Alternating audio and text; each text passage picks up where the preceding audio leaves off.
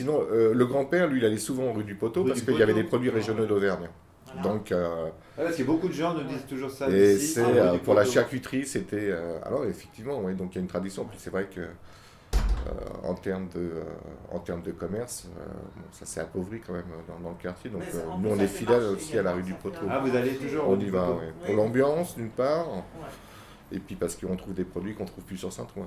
Pourquoi il y avait des produits d'Auvergne là-bas? Parce qu'il y avait beaucoup d'Auvergnats rue du Poteau. On n'a jamais Ah. trop su. Mais, Mais toujours connu. Moi, dans mais il en reste encore un. Il y en avait deux, maintenant il en reste ouais, encore un. mais il y en a un qui a fermé pour cause Mais, d'hygiène. c'était des petites boutiques et c'est vrai que mon père était là me chercher ma fougasse. Voilà, il y a Ah un ouais. Fugasse et puis Fougasse, du le vieux gras Cantal double, Ah oui. Le gras qui l'enveloppait dans un double, torchon sous l'évier.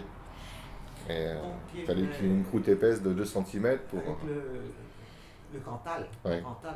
Cantal. Donc sous l'évier, Sans l'évier c'était un peu leur salle de bain. Et hein. c'est vrai que C'était- j'ai toujours connu cette boutique. Et puis bon, on la connaissait parce que mon grand-père y allait. Ouais.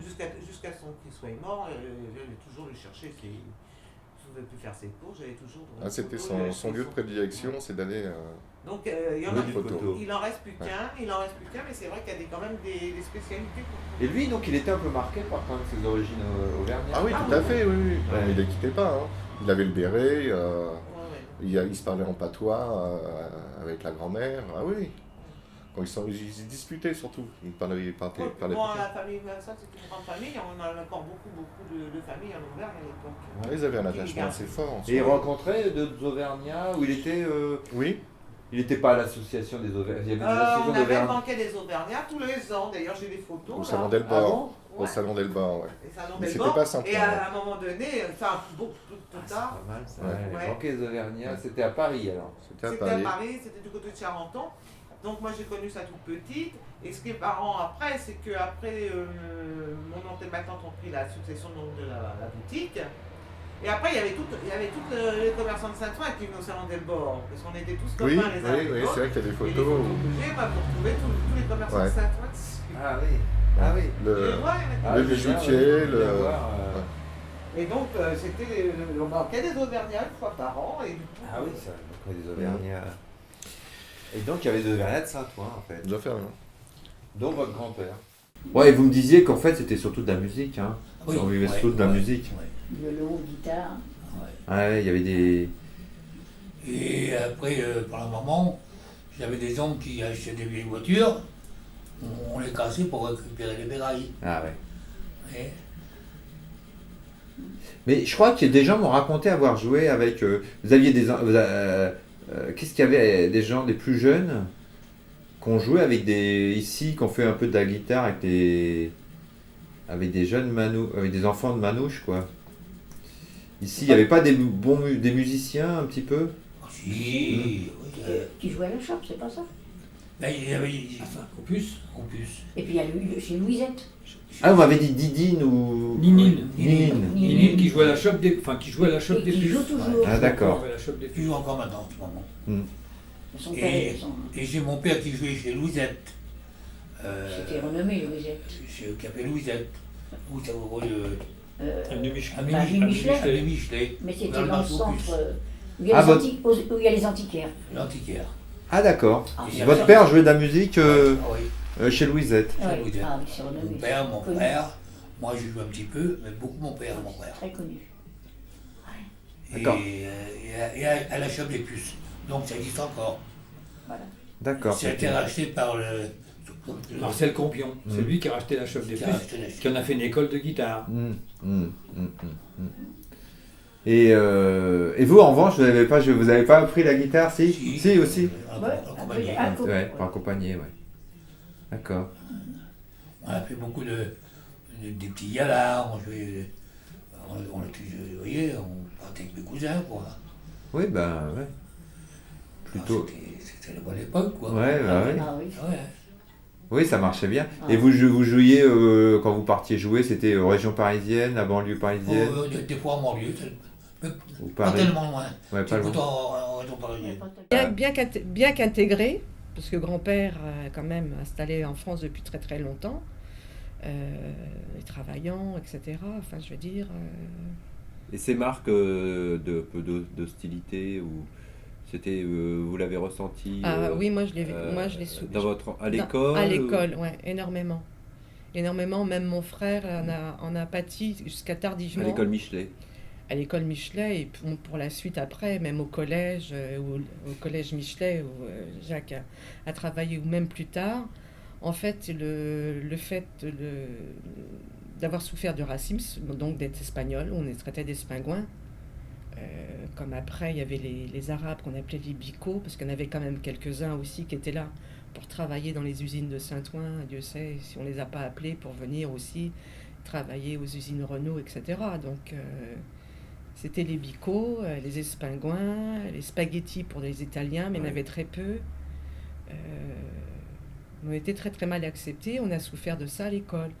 Et ce que je disais, moi, j'ai du mal en secondaire à maîtriser la langue étrangère qui était l'anglais, parce que oralement j'avais un blocage, parce que je prétendais toujours que je n'étais pas espagnole, que j'étais française, et que je ne savais pas parler l'espagnol, ce qui a évalué plus tard. Ce qui n'était pas vrai, en fait. Si. Mais je refusais. Mon père, comme mes grands-parents, nous parlaient en espagnol. Sur 5 enfants que nous étions, j'ai que mon frère, mon deuxième frère aîné, qui parlait espagnol. Le reste, on répondait en français. Ce qui valait à papa de se fâcher, parce qu'il voulait qu'on lui réponde en espagnol. Lui, il voulait qu'on parle espagnol, qu'on ait les deux langues. Pour lui, il disait toujours, ça va vous servir et tout. Mais nous, en souffrant à l'école, on a toujours refusé. Moi, en ce qui me concerne, j'ai toujours refusé de parler en espagnol. Parce que pour moi, j'étais française.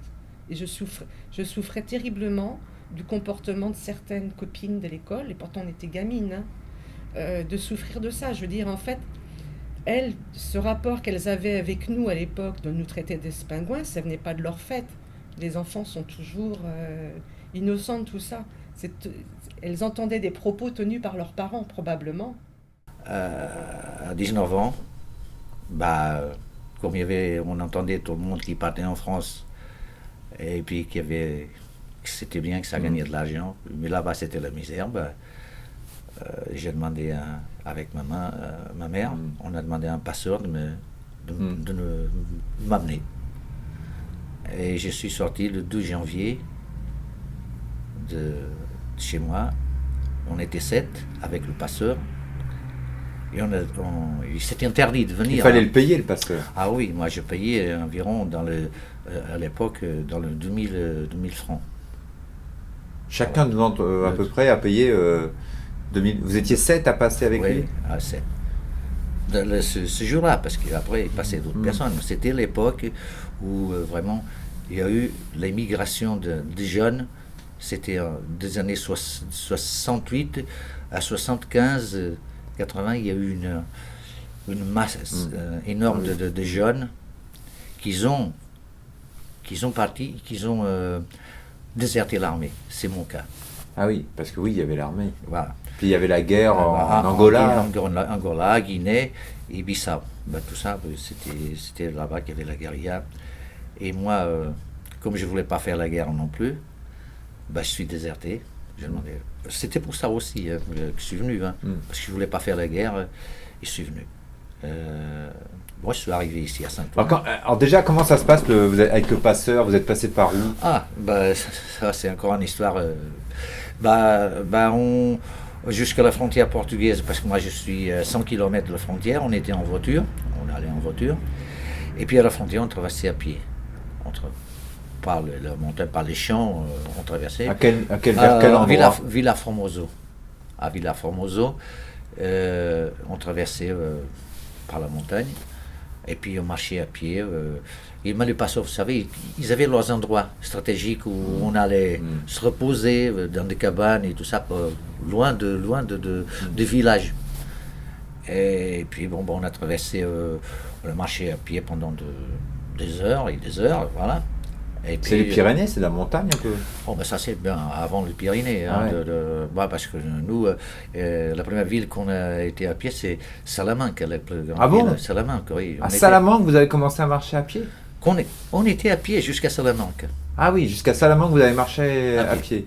Dans les 200 km. Et pourquoi Ah oui, parce qu'il y avait la frontière déjà entre le Portugal et l'Espagne. Il faut la passer, celle-là. Voilà. Et jusqu'à Salamanque, chez moi, il y a presque 200 km.